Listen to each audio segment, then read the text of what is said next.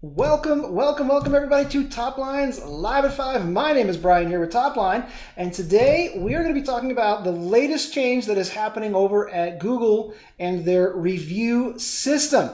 And the reason that I want to make sure that you understand what is going on over there is because it will have an impact on you and your practice. Now, the change sounds pretty simple if you look at it just real quick, and the change is that reviewers are now going to get an email response when you actually respond to their review. And that means that Google is now going to take whatever you say back to your reviewer and immediately give them a notification that you have responded. Well, I want you to think about that because that does two things. Number one is we always tell our clients that when you get a positive review or a negative review, you should respond because they've taken their time to do something nice for you, and you should respond in kind, whether it's a positive or negative. If it's a negative, then we obviously have some systems to help you get some a good way to respond. Sorry about that.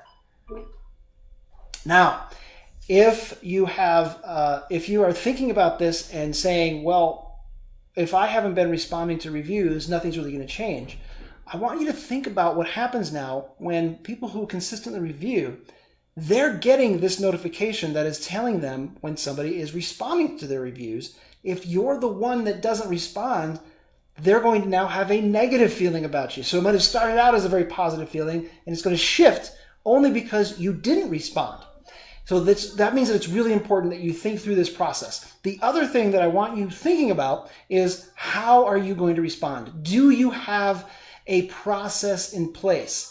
Do you know how to respond to Google reviews? The technical side, because you have to know how to do it. Now, it's not terribly difficult, but if you need some help with that, please let me know, and maybe we'll do a quick video on how to respond to Google reviews.